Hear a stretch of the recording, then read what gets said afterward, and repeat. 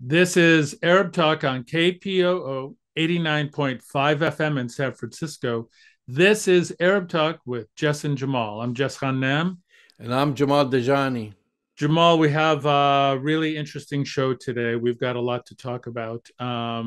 First and foremost, we're going to talk about the occupation, Israeli apartheid forces raid on Palestinian civil society offices throughout the West Bank. It's pretty devastating. Yet another attempt to undermine, destroy, disempower, and disenfranchise Palestinian civil society. So it's a big story back in Palestine. We're going to be covering it. And then we're going to also cover some of the interesting comments from President Abu Mazen Mahmoud Abbas of the Palestinian Authority. He was giving a talk in Germany and spoke about how Israeli occupation forces have basically committed 50 Holocausts. And Olaf Scholz, the German prime minister, for whatever reason, became outraged by this comment. We're going to talk a little bit about that in our show today. So there's a lot to cover. That's right, Jess. So this is a story actually we've discussed. Israel's basically targeting Palestinian civil society. Last time we've hosted one of the representatives from Ad-Damir actually to talk about that when Israel declared several Palestinian NGOs as terrorist organizations. So to up the ante, Israel last Thursday raided the offices of the 7 Palestinian civil society advocacy groups. They destroyed equipment, ransacked files, and then sealed the doors shut. This, of course, follows the Defense Minister Benny Gantz's blanket designation, which we talked about in October 2021, of the groups as illegal, with vague accusation of terrorism. All the groups, of course, deny this, and 9 European countries have refused to stop cooperating with the Palestinian NGOs, citing lack of evidence. In fact, Michelle Bachelet, the UN's High Commissioner for Human Rights, stated that the groups are some of the most reputable human rights and humanitarian groups in the occupied Palestinian territory, and for decades have worked closely with the UN. The groups targeted are Ad-Damir for Prisoner Care and Human Rights, Al-Haq, Bisan Center for Research and Development, the Union of Palestinian Women's Committees, the Union of Agricultural Work Committees, the Defense for Children International Palestine, and the Union of Health Work Committees. I mean, I don't know what to tell you, Jess. I mean, we talked about this, but I've just actually made a very simple statement when you think about it. I mean, when you first designate Palestinian civil society as terror groups, you shut down their offices, so now you don't have anyone watching what you're doing, all the violations that apartheid Israel commits on a daily basis. What message do you send besides basically when you label Palestinian human rights organizations as terror groups? What you're doing is labeling all Palestinians as such. Absolutely. Thus giving Israel the pretext to continue its ethnic cleansing practices unabated and without accountability. I mean, if you just say, like, all Palestinian institutions are terror groups, you're every single day. I mean, you've designated every single Palestinian as a terrorist, which means if you kill a Palestinian, that's okay under Israeli law, because you're allowed to extrajudicially murder Palestinians. There's no law that will protect them, and now you're shutting down the offices, so you don't have people working, documenting all these violations on a daily basis. Well, let's put this in the larger context, Jamal, something we've been talking about on Arab Talk for a long time now. The broader context to help us understand why this is happening now is that, for this last year or so now, we've had large international organizations designated the state of Israel as an apartheid state. So this is, multiple international organizations from the United States and Europe, and actually, at least one Israeli organization. They've come to the conclusion that Israel's practices against Palestinians and in Palestine amount to an apartheid state. So they're in this context now where they've been confronting international condemnation of its apartheid practices. So that's number one. Number two, we've talked about this also. This is in the context of an upcoming election in the apartheid state with the I'm using this word kind of very ironically, the resurrection of Benjamin Netanyahu, who could very well be the next prime minister of the apartheid state, which would be beyond bizarre and ironic. So you see the current apartheid regime kind of struggling right now with what to do politically, being somewhat rudderless.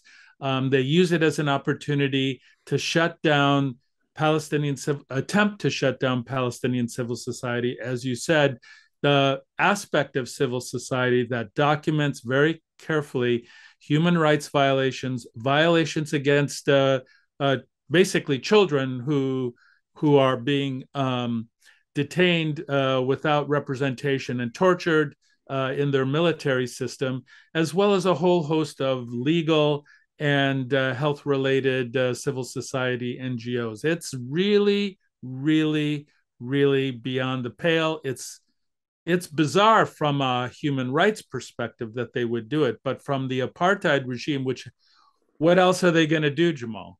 What else are they going to do right now? Well, the interesting thing is that nobody is buying it. Of course not. Regardless. And the facts show that these groups, they are just doing their work. In fact, as I've mentioned earlier, they receive funding from the European Union, several European Union countries, and the United States, and the United States. They receive funding, and to comment on the United States, and this is something that actually was leaked, I guess, to the Guardian. The CIA is unable to corroborate Israel's terror label for these groups. And this is, and I'm quoting here, the CIA report doesn't say that the groups are guilty of anything. This is according to a confidential source that spoke to the Guardian. The assessment, this is an assessment that was highly classified. The classified assessment mirrors the findings of European governments that were also shown dossiers of Israeli evidence. Last month, 9 member states of the European Union said in a joint statement, no substantial information was received from Israel that would justify reviewing our policy toward the 6 Palestinian NGOs. Of course. So listen, numerous states, including Israel, including allies of Israel, have rejected the terror designation as unfounded. This is when they put this out back in October 2021. But it's really disappointing. So I'm quoting here from a press conference from Ned Price, the spokesperson for the State Department, because still Israel's lobby in this country with so much power that the State Department, they are terrified to call it what it is. Lies, fabrications and lies. So they try to tiptoe around the topic. And so when he was asked about this, and which he said, what happened last year is the Israeli government designated these organizations. This is what Ned Price said. We have not followed through with any designations, nor have we changed our approach to these organizations. In other words, the State Department does not view these organizations as terror groups. But what a weak statement!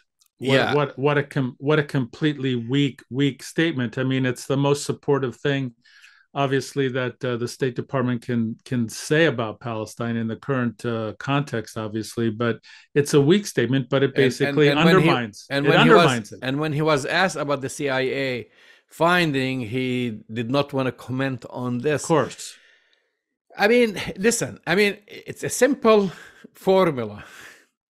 supposedly Israel, we know how they fabricate things. They bring dossiers and they testify. They've done it against individuals, not just organizations, saying this person is a terrorist, and then the U.S. government and the Attorney General takes their word as evidence without actually corroborating this. And now the CIA, which is supposedly the government's reliable source, the CIA intelligence source, the CIA, they said, "Hey, we investigated this. That's nonsense."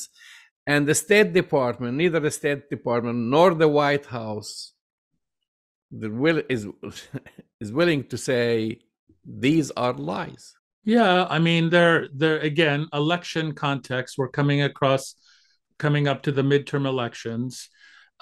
There's been blowback in the Democratic Party and in the Biden administration against progressive elements within the Democratic Party.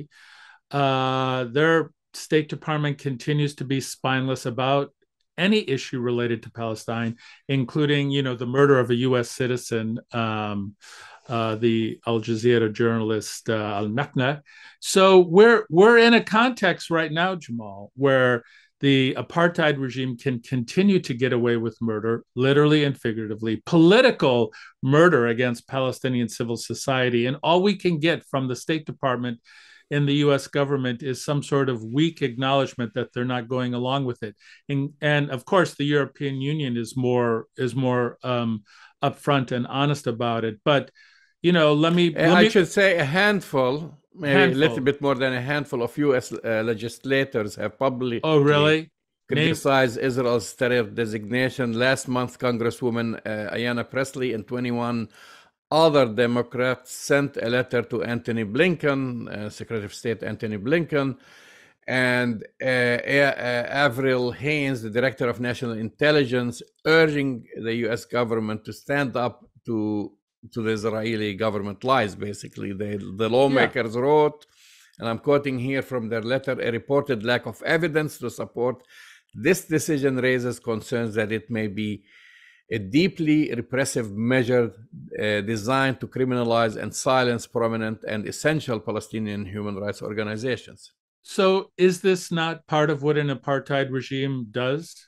It's exactly what apartheid oppressive regimes who are occupying another people do. This is what happened in South Africa. In terms of silencing any kind of opposition to the apartheid regime in South Africa. So the Israeli playbook is an apartheid playbook, and going after civil society like this in this way, some of the most revered organizations within Palestinian civil society. I've said this many times, Jamal. I think again the apartheid regime has overplayed their hand. I mean, even though it was a weak response from the State Department, from Ned Price, pretty much no one is buying this. No one is coming out. We don't even see and maybe you can correct me if I'm wrong. I haven't read it.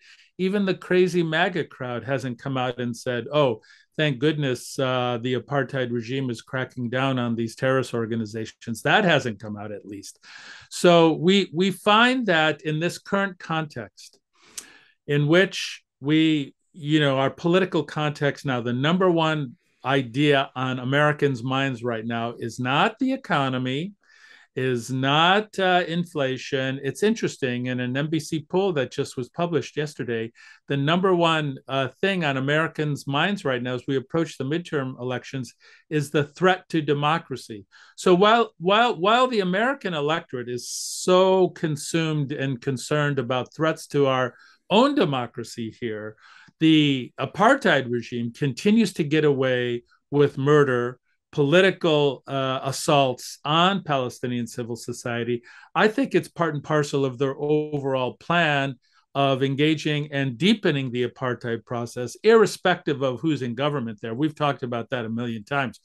This current government, even though it's the opposition to Benjamin Netanyahu, is just as aggressive, just as oppressive, and just as engaged in promoting this apartheid practice as any other previous regime, with the patina, the cover of being so-called, it makes me sick to say this, the quote center left. I mean, it's bizarre to say that about the current regime. They're so oppressive and engage in the occupation practices of their regime. So, they're getting away with it, Jamal. Who's going to stand up to them right now with this kind of thing? Who's going to stand up? Well, we know the history that Palestinians have to stand up for their own rights, and what you said is absolutely correct, Jess. And I'll add to it. Now, I think they have a multi-pronged approach. At least it includes three things.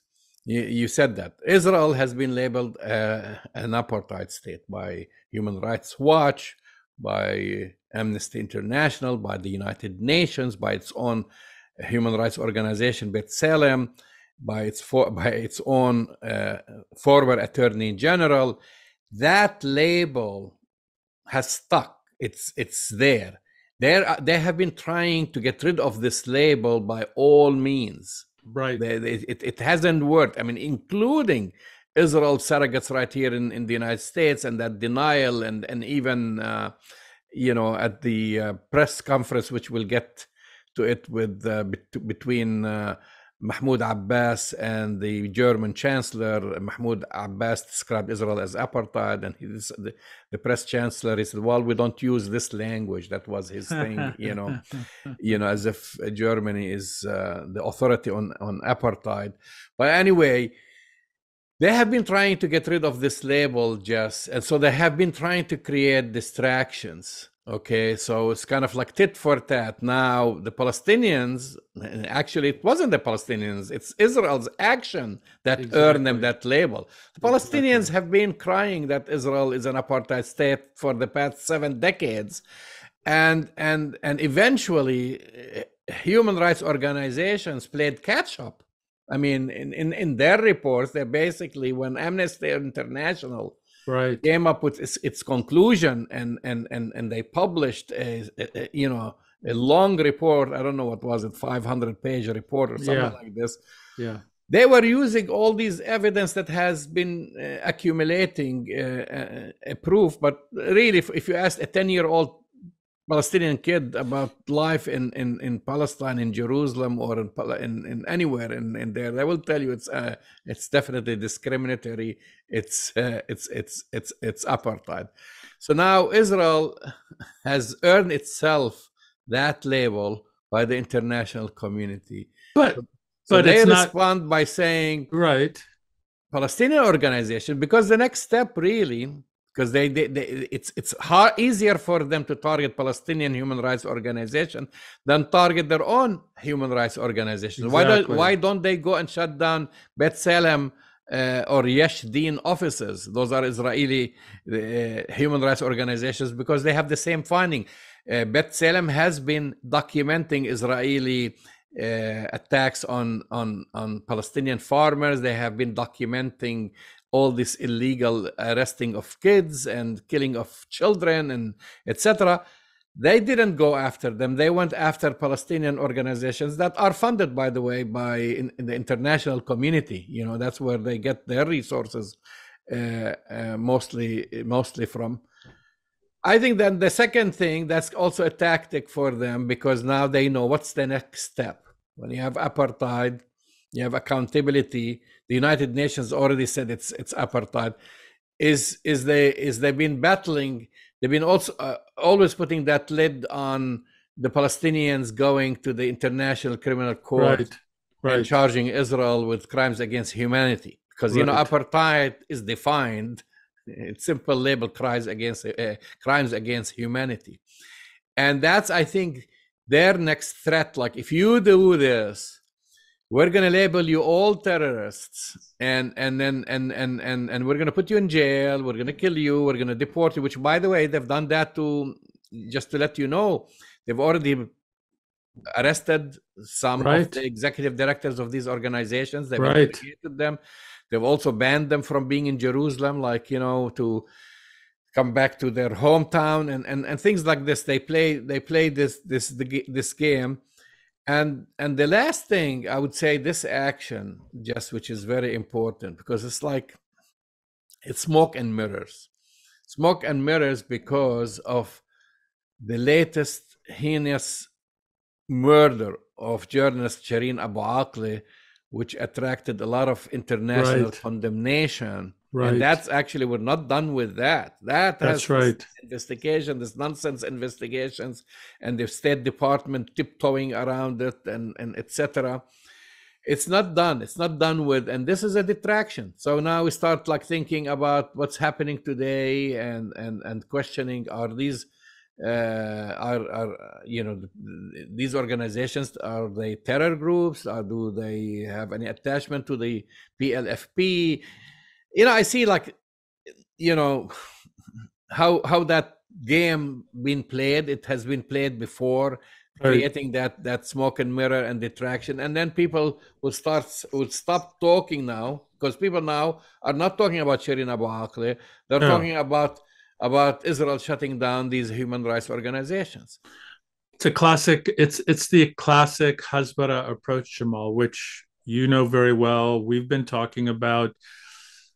It's this old Hasbara approach where they get labeled as an apartheid state. They get criticized by the international community for their extrajudicial assassination. In this case, an extrajudicial assassination of a journalist and American citizen, and are not held accountable. So it's the Hasbara machine starts churning away and coming up with an event to take people's minds and attention away from it. And it is, this classic apartheid technique that the Israeli regime uses, which is blaming the victim. The Palestinians are being victimized by Israeli apartheid, by their occupation, by their oppression. And so now it's the classic technique, blaming them, blaming the people who are under oppression, who are being occupied, who are trying to resist this really brutal apartheid practice. Now, the thing is that's kind of interesting, Jamal, is that outside of the United States, no one is buying this rubbish, this Israeli rubbish about these civil society organizations. It's complete rubbish. No one is buying it. So my question to you is, do you think this is more for their domestic consumption, given that they're also getting ready for a big election? Not even that, just because for their domestic consumption, actually, what was for their domestic consumption was the recent slaughter of Palestinian children Right. and attack on Gaza, because that's the Right. number one go-to for Israeli politicians running for an office, is to show, that's their macho thing. We can, drop bombs on Gaza. So they've done that. I think their own society, because if you read Israeli newspapers, including the conservative ones, they're not buying it, including, and I'm just saying that when you say that you have human rights organizations, you have civilians, you have intellectuals, you have people who have proven, have a track record about their work, and you label them as terror groups, because like no one, even within the Israeli media, is buying it, not even the Israeli society. They just Shrug bury it off. their heads. Yeah. If they don't do anything, they just bury their heads in the sand and pretend nothing is going on. But everyone knows that Israel has turned into an apartheid state. And then you mentioned that outside the United States, but I want to correct you on this. I don't think any politician, even the most ardent supporter of Israel, is buying it. It just, and that's the I don't think they believe it, because they have seen the CIA report. Believe me, if there was one shred of evidence that these organizations engaged in terror or received money, because you know how the United States will crack down on sources of fund, etc. The United States would have said that. The State Department, Ned Price, would have said that. Just like they parrot always, like Israel has the right to defend itself. They would have said these organizations are terror group, because they know it's a bunch of lies. Unfortunately, the difference is those people who are not speaking out, they are scared. Right. Because you said that we have our own elections, the midterm elections. The Democrats are not doing that well. And now there is this jockeying for positions, and no one is willing to risk it and criticize Israel or use the A word saying Israel's an apartheid state. The few, like Rashida Tlaib and Ilhan Omar and the squad, they'll use that. But other than that, they will not. So I don't believe they don't know the facts. That's one thing. I don't think they don't know the facts. They know the facts. They just choose not to say something about it. No, I think that's exactly right, Jamal. And this is yet another way in which that the desperation. I mean, we've talked about this, and I think this is another great example. The political elite in an apartheid state, in terms of what they can do next. Now, they're so desperate. This is kind of an act of desperation to label these civil society organizations as terrorist organizations. As we've been saying, nobody believes it, but they're doing it. And I do think there is another angle out of desperation that they have, because they've lost the moral battle completely and unequivocally. The ethical moral battle on the world stage, the apartheid regime has lost. They are an apartheid regime. They're an occupying power. Everybody kind of knows it, whether they're acknowledging it openly or not. Everybody kind of knows it now. So for them to do this now, I can only speculate and believe and kind of suspect that it's part of, what every kind of occupier tries to do, whether it's Russia or the apartheid regime, is exact a psychological pressure on the people that it's trying to control and occupy, with the idea that if they keep doing these aggressive, oppressive things, that maybe someday people will just accept being occupied. I mean, they've been trying it for plus 70 years, right, Jamal? It's never worked. It never will work with Palestine. It'll never work with Palestinians. But I got to think that this is part of their kind of twisted, kind of delusional attempt to psychologically say, okay, we're going to put more pressure on Palestinians to just, quote, give up. Yeah, and also it is connected with the BDS, with the boycott divestment yes. movement. Yes. Because they know one thing. I mean, apartheid leads to boycott. Right. They go hand in hand. Right. And they shrugged off, as we've discussed several times on this show, the effectiveness of the BDS. We can go way back to Benjamin Netanyahu saying that this is just like a fad, it's going to go away. And then after a few months, Israel decided to pour millions of shekels and create an entire department to combat BDS, and including of course AIPAC and their surrogates right here in Congress mounted a major attack, plus aside from the fundraising that was done by Sheldon Adelson right and Haim Saban in Las Vegas. People forget about these things, raising millions of dollars to combat BDS.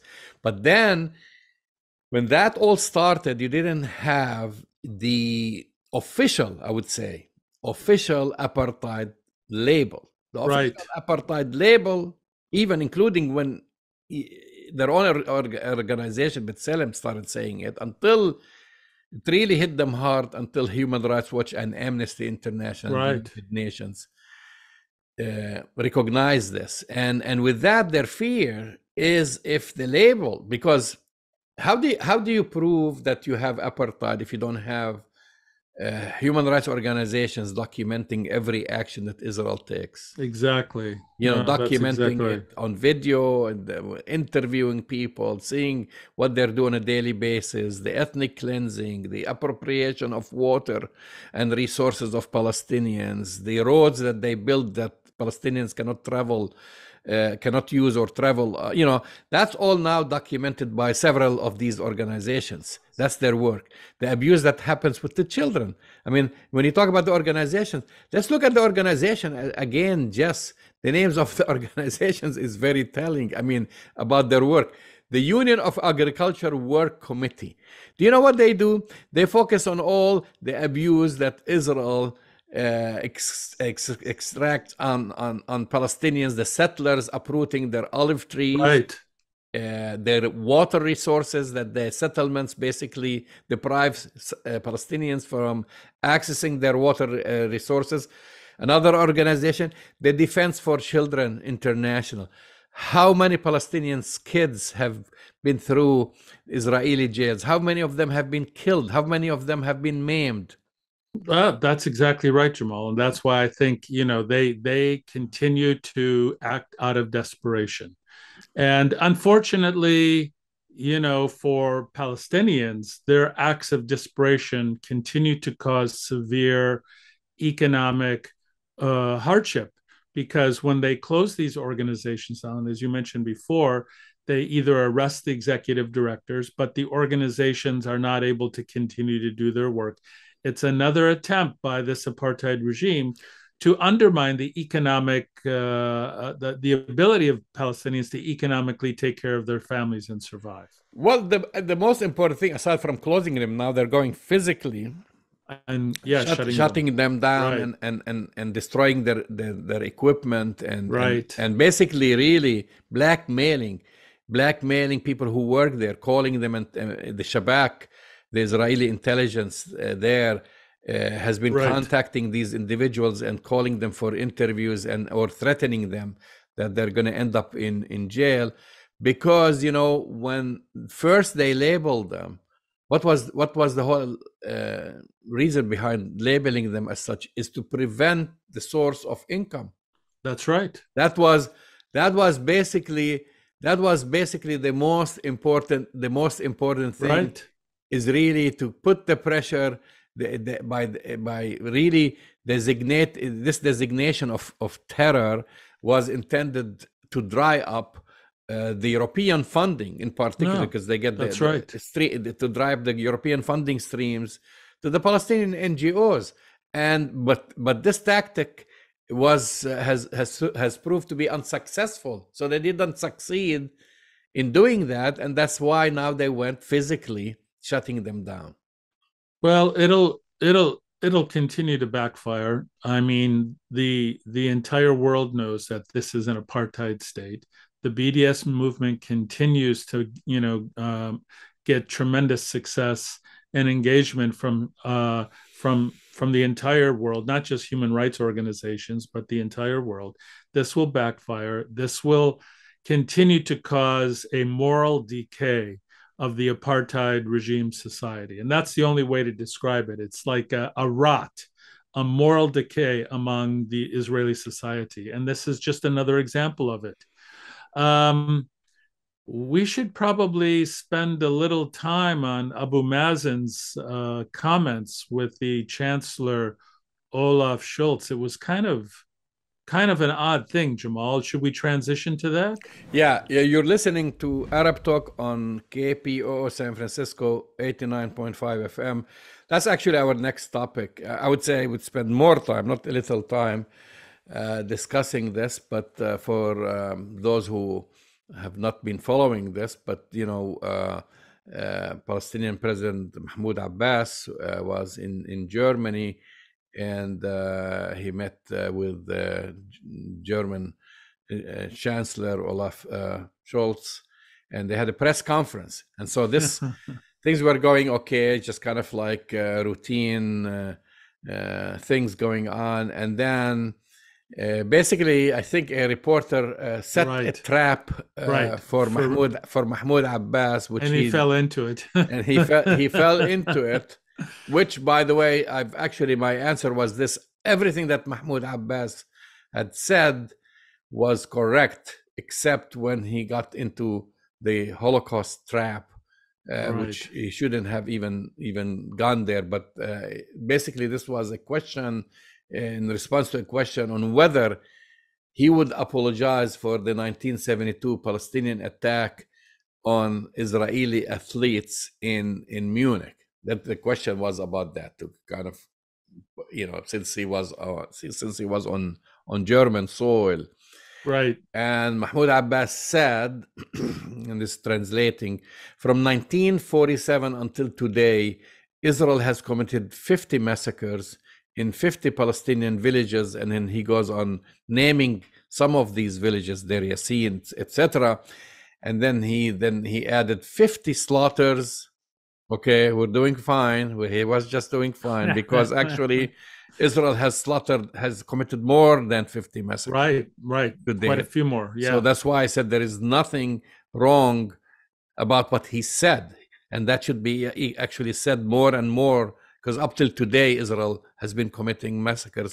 The recent one just happened a few days ago in Gaza, Right. when they killed children and then tried to blame Palestinians for killing their own children. And then now they finally admitted that the 5 kids that they killed in the cemetery, it was an Israeli bomb that killed them, not a Islamic Jihad rocket, as they claimed before. So then he added, it said 50 slaughters, and then he goes 50 holocausts. Hey, That's so I'm curious, Jamal, did you listen to what he said in Arabic? Because that's the English translation from Germany, right? But did you actually yes, listen yes, to yes. the This is basically, I'm giving okay. you a loose translation. He did use the Holocaust word. He was saying, you're asking us to apologize. Basically, what he was trying to Right. say about what happened in Munich, and when Israel has slaughtered Palestinians 50, and he just threw that number off the top of his Got head, it. Got it. and then he went on. Deir Yassin, they committed a massacre. In Gaza, they committed a massacre. Tantura, they committed. He named some of these massacres, and then 50 slaughters. Like, in other words, why don't you ask, when Israeli politicians go there, why don't you ask them if they will apologize to Palestinians for all these massacres and slaughters? And then he went to an area where he shouldn't have gone there. No one should be discussing this, especially since it was in Germany. That's Exactly. where the Exactly. Holocaust happened, Exactly. and throw that. And that's why all hell broke loose. And this is sadly, this is what happens. Palestinians have the right message, and then they say something that they destroy it. And this is, Well, but then that becomes the story instead of what Abu Mazen said in terms of the historical context and reality of all the massacres that the Israeli apartheid regime has committed against Palestinian civilians and destruction of Palestinian villages that we've spoken about and is well known. What gets reported on is this singular statement about the 50 Holocaust, which he should have never said, should have never mentioned. And yeah, there's no way so to say he blew it. He so really this blew it. this story becomes bigger just because now basically the Berlin police, this is the most recent story, have opened Of a course. preliminary investigation against Mahmoud Abbas over his, because this, it's against the law to say something about the Holocaust in Germany.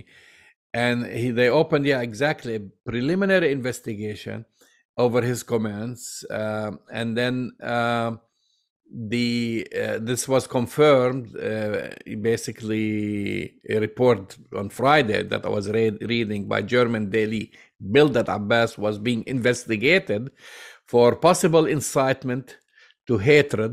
That's from from German media.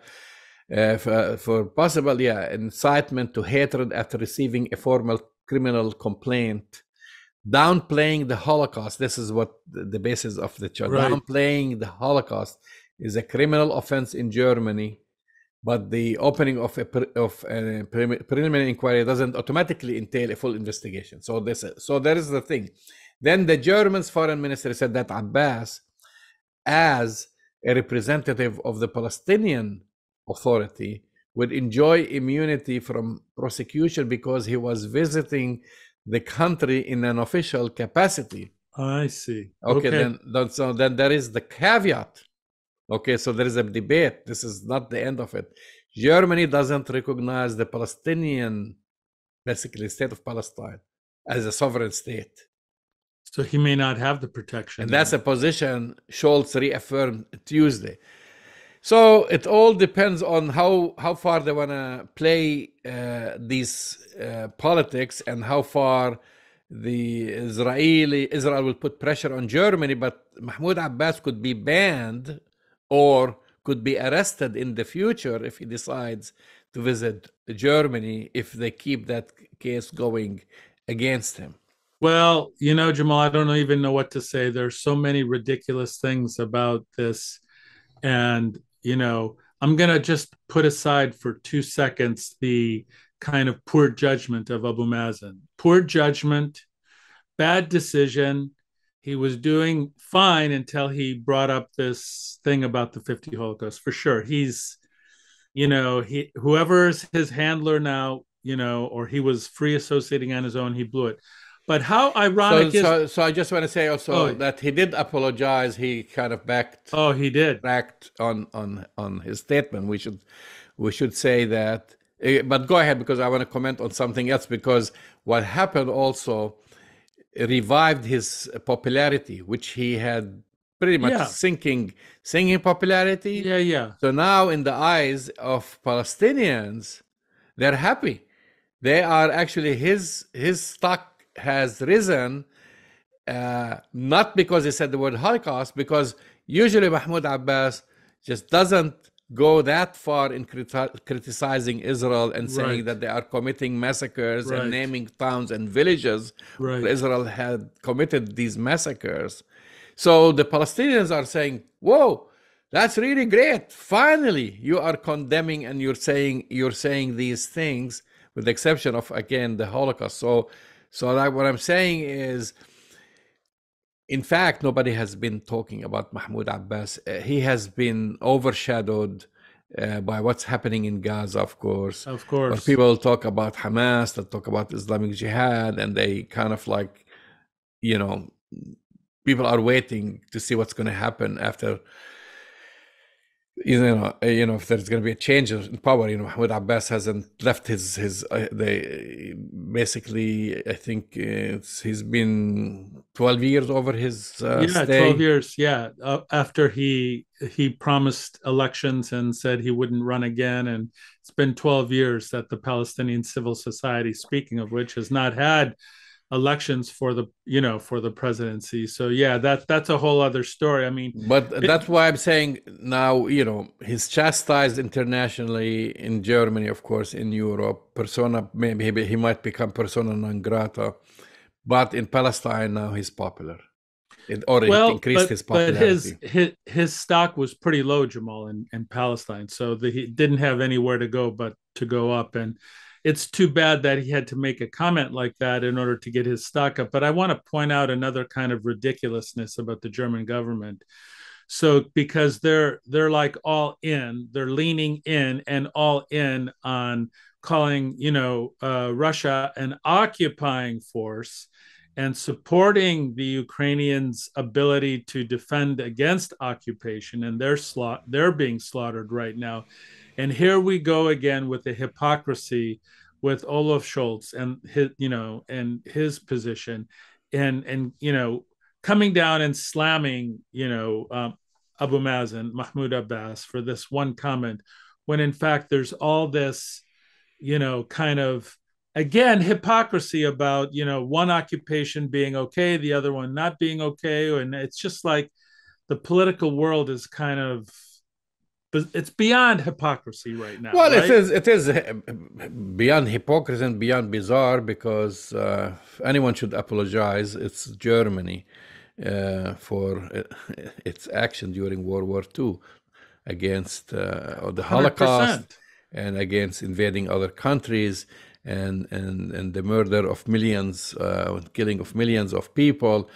And then, so I don't see Germany as a bastion of democracy, or also to talk about apartheid and decide what is apartheid and what is not apartheid. I think it gave Olaf Scholz a political win, because it made him look, Actually, no, he actually was criticized because he said he did not respond right away. So he had to say something about it later on.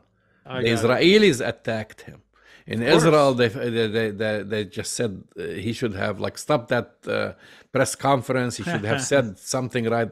He actually made his comments later. Okay. And so people are not happy with him. you But know. why is this a story, man? When with what's happening in Palestine right now in terms of the slaughter of women and children and civilians, with what's happening in Ukraine, with what's happening globally, with being on the precipice of a nuclear disaster right now, really, Jamal. And we're talking about this instead, and Olaf Schultz is talking about this instead. I mean, it's bizarre. It is bizarre Well, that unfortunately, I have to say, Abbas brought it on on his, himself. because he should have stopped. What he said was, and that's why Palestinians supported him for finally speaking out and saying about all these horrible massacres that Israel Okay, but committed. But then he started free associating and said something that he shouldn't have said. And of course, it has a multiplier effect when you say it right exactly, there in Germany. You exactly. know, he doesn't know when to speak, unfortunately, and he doesn't know when to keep quiet. And that is the problem. That's the sad story, kind of like after he said what he had to say, then he shot himself in the foot. But I would say one notable article I actually read today, which was written by Amira Haas, and she was, aside maybe from, I haven't seen anything else, maybe Gideon Levy wrote something, but because of course in Israel they've been very angry and they were now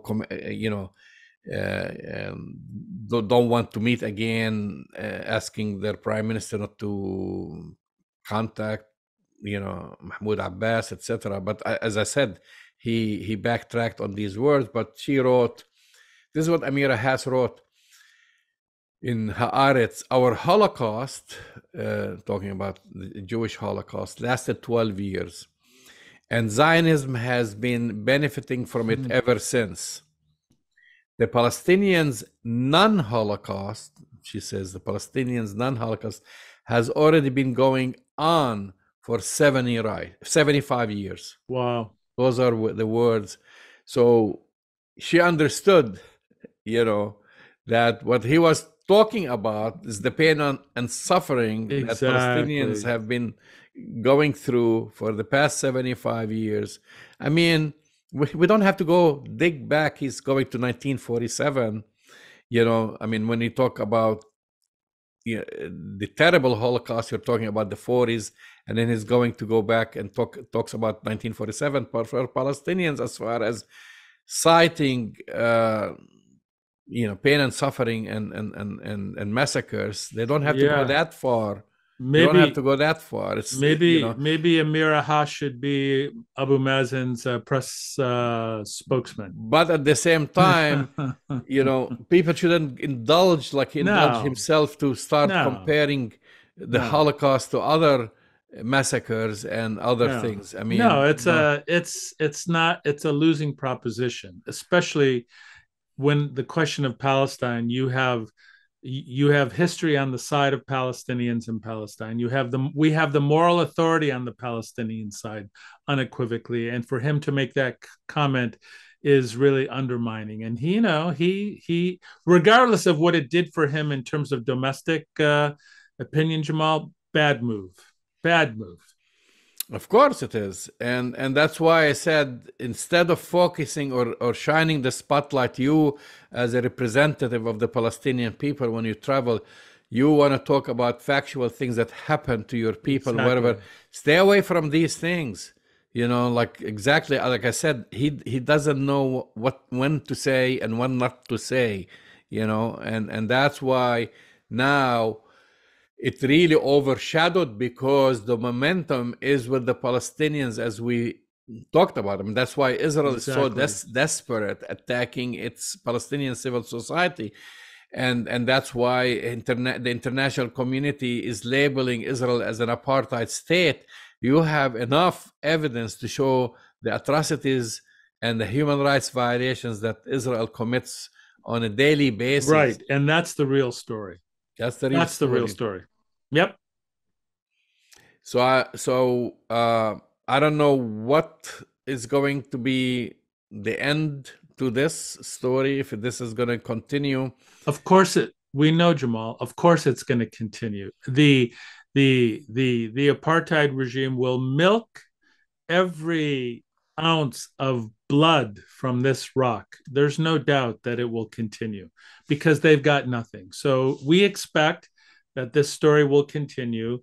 Olaf Schultz will continue to get hammered, undoubtedly, and this kind of Hasbara campaign will continue. There's no doubt, in my mind.